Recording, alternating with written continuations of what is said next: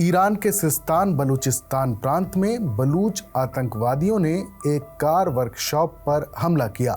वहां मौजूद पाकिस्तानी मजदूरों को बंधक बनाया, फिर गोलीबारी शुरू कर दी, जिसमें 8 पाकिस्तानी मजदूरों की मौत हो गई। इसके बाद पाकिस्तान सरकार ने ईरान से आतंक के खिलाफ सहयोग की मांग की है, जबकि कुछ पाकिस्तानी ईरान पर बलूच आतंकवादियों को पनाह देने का आरोप लगा रहे हैं। ईरान के जिस हिस्से में यह हमला किया गया वो पाकिस्तान के बलूचिस्तान प्रांत से लगभग 230 किलोमीटर दूर है। पाकिस्तान के प्रधानमंत्री शहबाज शरीफ ने रविवार को इन 8 पाकिस्तानियों की क्रूर हत्या की निंदा की। तेहरान से इस हमले के दोषियों को फौरन गिरफ्तार करने, उन्हें उचित सजा देने और इस क्रूर कारनामे के पीछे की वजहों को सामने लाने का आह्वान किया है। इन हत्याओं की जिम्मेदारी 2 समूहों ने ली है। बलूच नेशनलिस्ट आर्मी यानी BNA, जो आज़ाद बलूचिस्तान की मांग करने वाला अलगाववादी समूह है। दूसरा समूह जैश अल अदल यानी अरबी फॉर आर्मी ऑफ जस्टिस है, जो पाकिस्तान का एक बलूच जिहादी समूह है लेकिन ईरान में भी सक्रिय है। News agency associated press of Pakistan के मुताबिक मारे गए 8 लोग पाकिस्तान के सबसे ज़्यादा आबादी वाले प्रांत पंजाब से थे। मीडिया रिपोर्टों की माने तो अज्ञात हथियारबंद लोग शनिवार रात किसी समय एक वर्कशॉप में घुस आए और यहां काम कर रहे पाकिस्तानी वर्कर्स के हाथ पैर बांधने के बाद अंधाधुंध गोलीबारी की और उनकी हत्या कर दी। बाद में हमलावर घटनास्थल से फरार हो गए।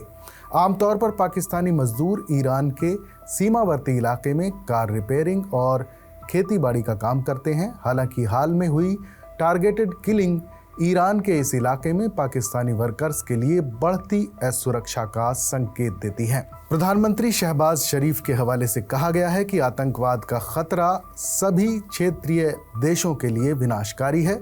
PM शहबाज ने विदेश मंत्रालय को मरने वालों के शवों की सुरक्षित वापसी के लिए ईरान में पाकिस्तान के दूतावास से संपर्क करने का भी निर्देश दिया है।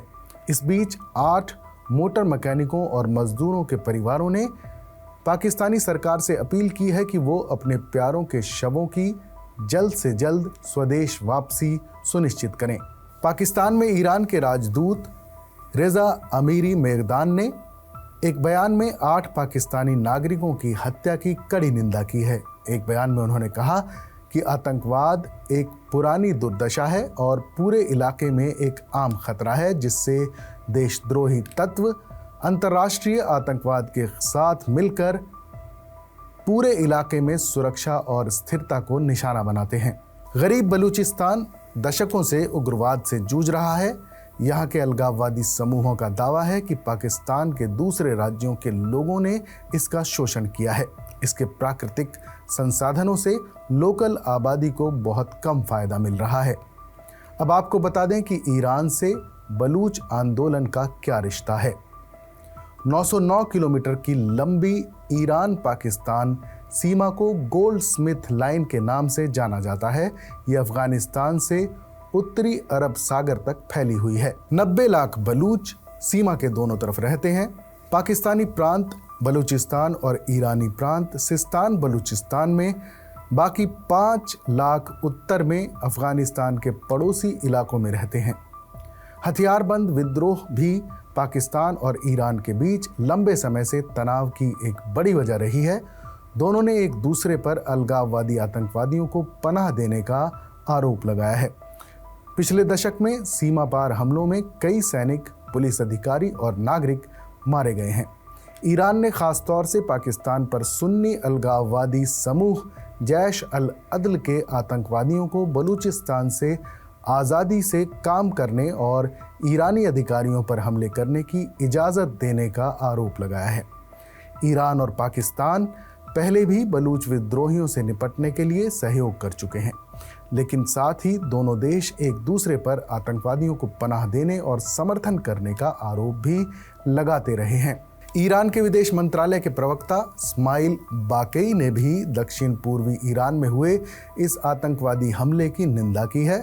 रविवार को बाकेई ने इस हमले को एक आपराधिक कारनामा बताते हुए कहा कि ईरान के सुरक्षा और न्यायिक अधिकारी इस जुर्म के गुनाहगारों और उकसाने वालों की पहचान करने और उन्हें इंसाफ के दायरे में लाने में कोई कसर नहीं छोड़ेंगे। ईरानी अधिकारियों के मुताबिक हमलावरों की तलाश की जा रही है।